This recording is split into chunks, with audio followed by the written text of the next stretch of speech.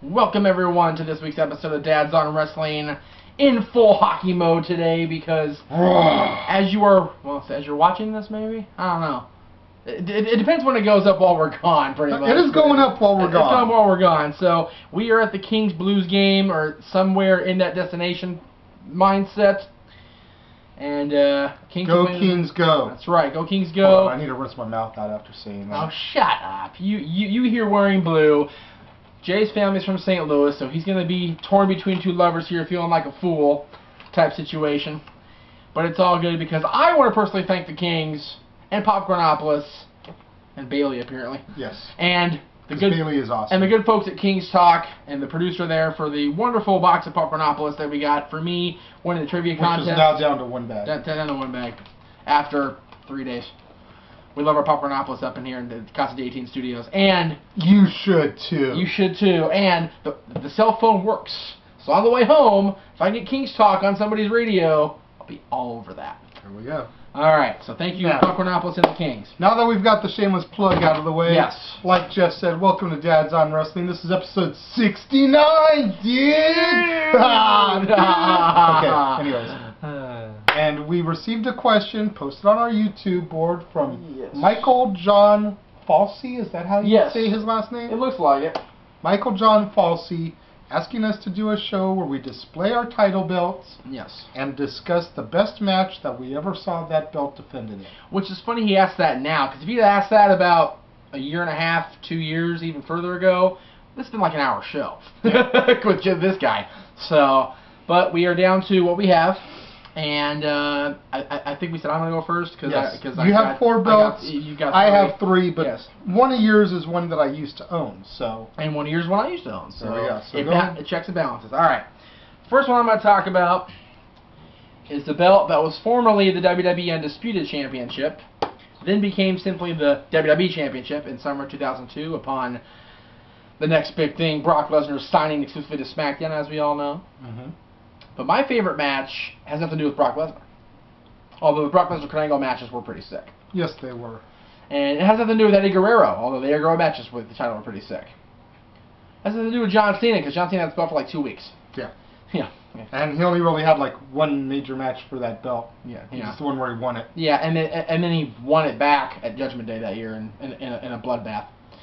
My favorite match with the Undisputed / WWE Championship from 2002-2005 occurred in 2003. Okay. It's forgotten in the annals of WWE history because, well, we're not supposed to remember it. I am talking about the Royal Rumble, 2003.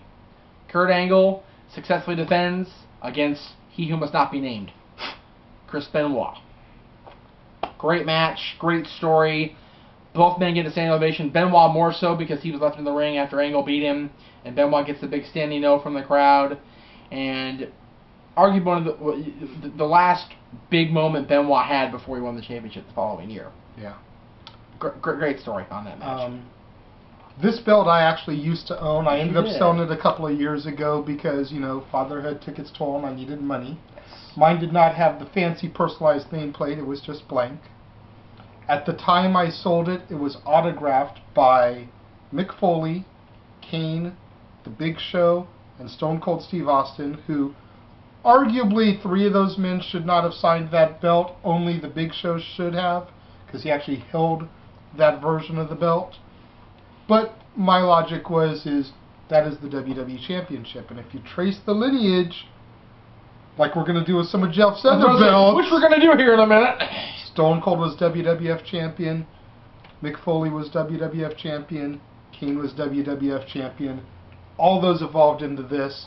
Hence the reason I justified their signature. Which is why you give Aaron such little crap for his signatures. Exactly. At the end of the day. And my favorite match with that belt actually does have to do with Eddie Guerrero. Mm-hmm. Eddie Guerrero versus JBL at the fantastic Judgment Day 2004 pay-per-view. But that match was a bloodbath, and it was fucking awesome to witness. I have never seen especially to witness it live. I'm sure it was. And tell us about the chair shot. Was it as sick live as it was on pay-per-view? Oh my God. Like, me and my dad were there in the seats cringing. Yeah. True story. We are walking past Staples Center after the event to head back to the train to head back home. Mm-hmm. and the ambulance is coming to the arena Pick to, Eddie as up. we later found out, get Eddie because he had lost so much blood. Yeah. We got home and got on the internet and found out that Eddie Guerrero had been rushed to a hospital because of losing so much blood. We looked at each other, we were like, that was the freaking ambulance that we saw leaving. Yep. So, pretty sick. My first championship is a women's championship. Not even you, really. Damn. I'm going to start off and put my girl over. Yes, you have to, absolutely. My fiance. Absolutely. This belongs to my fiance Teresa, the WWF women's title. F. Signed by a number of worthy champions. Candice Michelle, the Cat Stacy Carter, Melina, Gail Kim, Victoria, Beth Phoenix, and Mickie James. Good array of, very good collection there. Honestly, the only people that I feel that are really missing on this belt are Trish, Lita, and Molly. I think if I can get those three on here for my girl at some point, that would just about wrap it up. There's others. Did you mention Jacqueline? No, I did not mention Jacqueline was the first to have that belt. I know, and Sable was a worthy champion too, and so was Chyna, but as far as champions that actually mattered something to me, Okay. I would want to get those three, and were she still alive, Moolah obviously. Right, she but too. she is no longer with us, unfortunately. Yeah. I would like to tell a little story about the Mickie signature, if I may be permitted to. Of course. We got this for my woman, I want to say Christmas of '07. And this was her Santa Claus gift. Me and Chris Hardy went in on it. Chris Hardy, there you and go. got this for her on eBay. The most expensive belt I've ever purchased. And Do you mind dropping the figure out of curiosity? I don't remember the figure, Okay. honestly, but Enough. I just know it's more than I Enough ever where it paid. was, that's right. And Chris took this with him to WrestleMania that year in Orlando. 28. 24. I was there. So I know, shut up, Jeff. he took this with him. I told him, try to get it signed by any women champions that you can. Obviously, WWE's one signature per person limitation Yeah. prevented that because he was obviously going to get himself over Got to. the belt. Got to. But he ended up bumping into none other than Mickie James at the airport to fly home. Well, is Chris one of those airport stalkers that He CM is Punk not. talks about? Okay. He is not. All right, just want to make sure, At Chris. least not normally. All right. I've heard that he's done it a couple times, but not. Back then he wasn't. How about that? Because there are airport stalkers in this little circle of ours, so, you know, I'm just throwing that out there. But he bumped into her at the airport because he was flying out that day too. Yes. He pulled it out of his suitcase, asked her to sign it. She did graciously, Awesome. even posed with it with him. That's right, she did. And then through the ever popular, don't let me catch this on eBay, Yeah. after getting it signed. And he told her not to worry about it. My fiance has loved it ever since. You can always find her out at Access or any of the other WWE live events in SoCal, the ones that she goes to. Yes, this belt was This over. belt. This belt was over the shoulder of Beth Phoenix last year at SummerSlam Access, and even he said this is where it should be. That was the line I used for Gail Kim Well, that too, yeah. in San Diego. Right, but you Put it also, on her shoulder right after she signed it and said, women's title's where it should be. And at first she was about to start crying. Great, yeah. Because she was getting held down so much. And it's an awesome pose of you and her too in that shot. Alright, what do you got next there, Jeffifa? It's funny you mention the evolution of the WWF Championship because Isn't that what it was before the version you just had? it was. Oh, wait. It was. You know what? In my idiocy, I forgot to say my favorite match. You did. You did. Victoria versus Molly, WrestleMania 20, hair versus title. And since you did it on mine, we're just gonna go ahead and do I'll do it for yours too. Okay, because I don't have ones for all those. I only did it on that one because I owned that belt. Okay, fine. Then I won't. I'll kill that right there. Anyway, the WWF Attitude Eagle, 1998 to 2002, which along with the belt I'm going to present next, formed the Undisputed Championship, but we'll get to that belt in a minute. Can you guess what it is? But my favorite with this belt, it's kind of a tie, and I hate to be so shady, But the first one, and they're actually both from the same year. Okay. The first one is May something, 2001, on SmackDown. The week after TLC 3, I think, as a matter of fact. Mm-hmm. Chris Benoit, once again on my countdown. He's getting a lot of coverage here. He is. Versus the WWF Champion, Stone Cold Steve Austin, in Edmonton, his hometown, Chris Benoit's hometown. That match was so epic, I downloaded it onto your computer. And we will be watching that for our Benoit Day. If y'all are in SoCal and actually like know us and stuff, then you can come on. The other one I saw live. Okay. It wasn't the greatest match. Even the book writer himself said it wasn't the most technical masterpiece of cage match history. Okay. December 10th, 2001. Okay. Chris Jericho successfully defends that and the other one against Stone Cold Steve Austin. And what? I believe it. I still don't know if it was Anaheim or LA, to be honest with you. I still haven't looked that up. I should. But in either, I was there with my girlfriend at the time, and that was her early Christmas present to me, to see the Raw after Vengeance, where Jericho had become the first ever undisputed champion. WWE champion. Yes. So that's on my countdown because I saw it live. Okay. I think that was the first time I saw it defended live. I could be wrong. I don't know if Austin defended it on the SmackDowns I was in May or August of that year, but if he did, then I'll add it later. Okay. How about that? All right. The next championship of mine is the WWF Light Heavyweight Championship. And I know what people are thinking. It's a little oxymoronic for a fat man like me to have a Light Heavyweight Championship. I was going to say, yeah, we're kind of on the wrong countdown. But I got this belt primarily because one of my favorite wrestlers at the time, Jeff Hardy, was Light Heavyweight Champion. So yes. I wanted to make sure I had some belt that he had held, because at the point I didn't think he'd ever get a world title. Sure enough. He did. He did. Both of them. And all three of them. As my trend is, this belt is signed. Yes. By X-Pac. Now, Scotty 2 Hotty. Now, did Sean sign with X-Pac? Yes, he did. Nice. Very nice. Captain Charisma Christian. And, of course, Jeff Hardy himself. He took up freaking half the strap, right? There's like no room for me to get like Malenko or somebody to sign if I can. Well, I can. I'll probably have Malenko here because he's a respected champion. To be fair, Scotty. Unlike Druggy Hardy. To be fair, Scotty did too.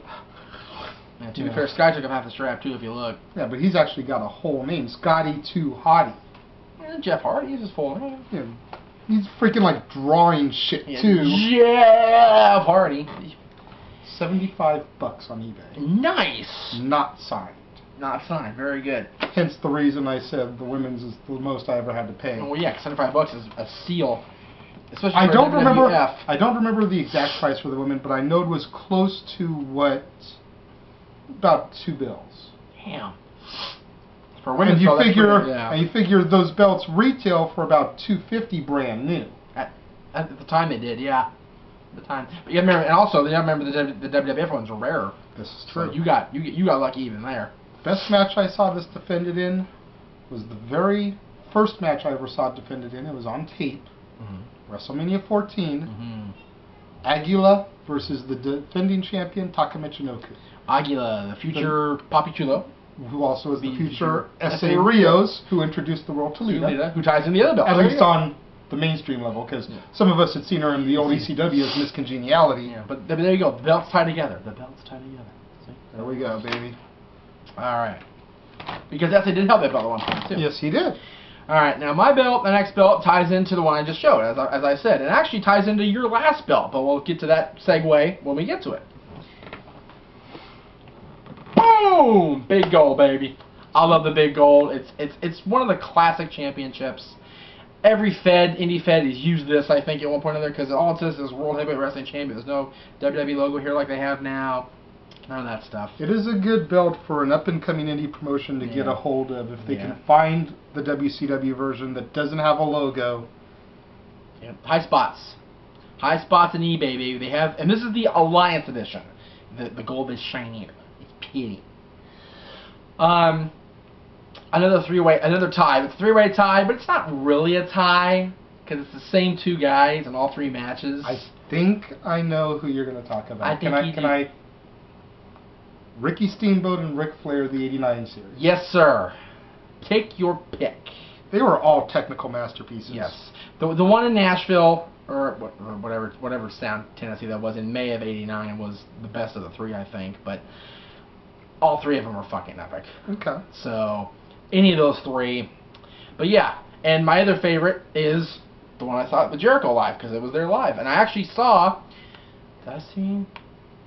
I'm not sure if I saw it defended during the summer of '01 or not because WCW Champion was part of that company at the time. So yeah, again, if I see it on the card, I'll go back and add that on a later Dad's episode. By the way, type thing. But WCW Championship, NWA Championship, WWF Undisputed, original WWE World Heavyweight Championship when Bischoff first brought it back. There was no logo up here like this. So this belt has seen its time in wrestling, no question. There you go. And my last championship belt is my coup de grace. Yes, sir. It is a belt that I took pride in finding, and I had at a time when it was not popular to support this championship. True, very true. When it was thought of as nothing more than a glorified indie title. Yes, sir. I had this belt. I am the originator of having it on the Hollywood television shows. Yes. Can't bring it back anymore, yeah. Before the homie Mole bought yours and started rocking it on every show. Yep. And I am talking about the Dome Globe, the NWA, gotta do it, legit style. Oh yeah, he got hold like Pierce.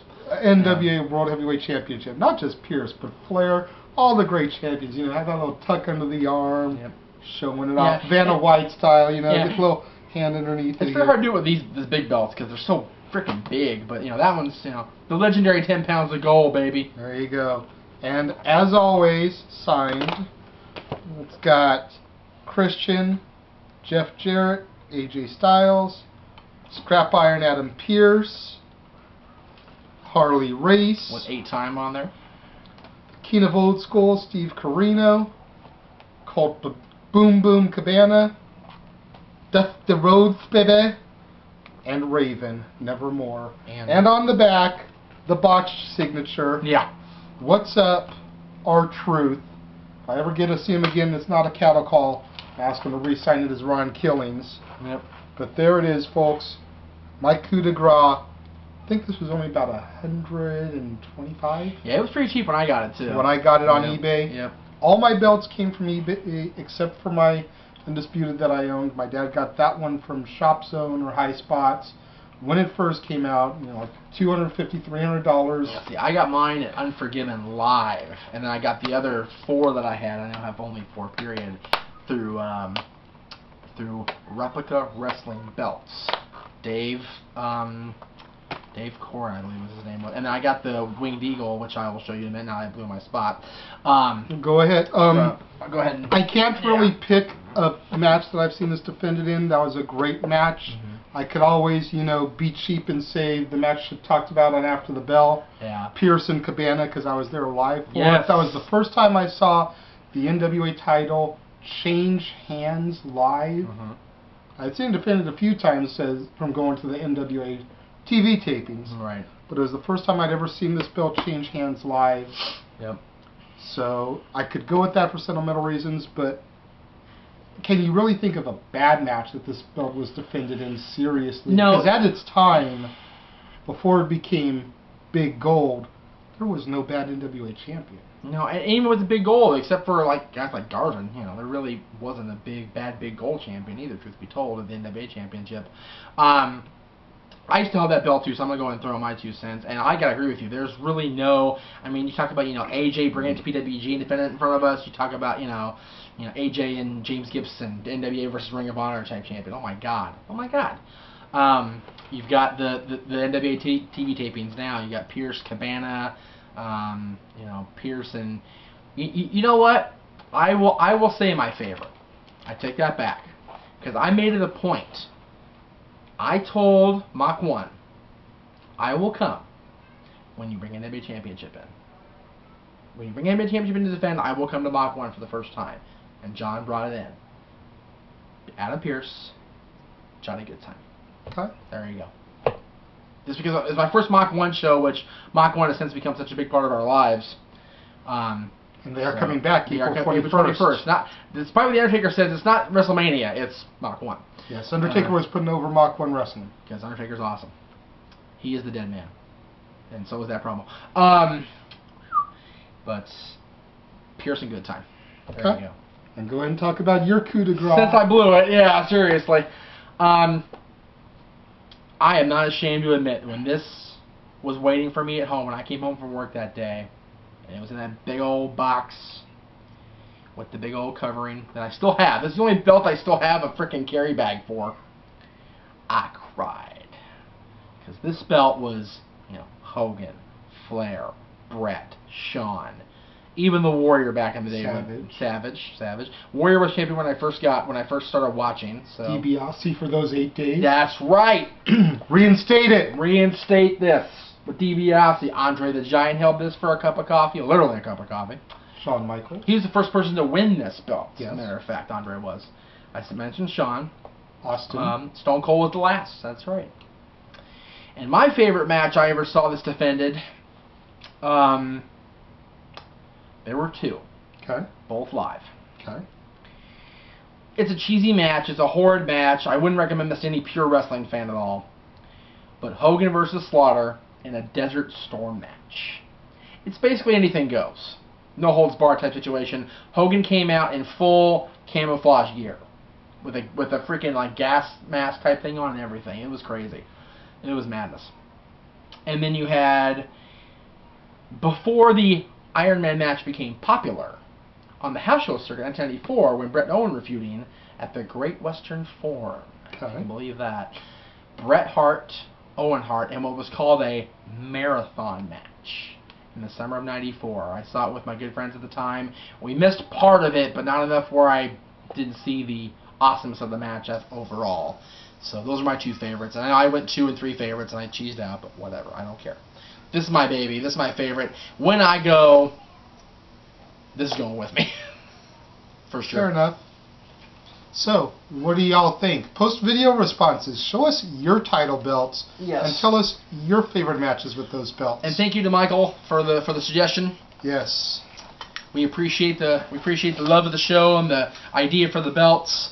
And I am Jeff Meacham, the WWF champion. And I am the Renegade of Wrestling, J.J. Williams, the NWA World's Heavyweight Champion.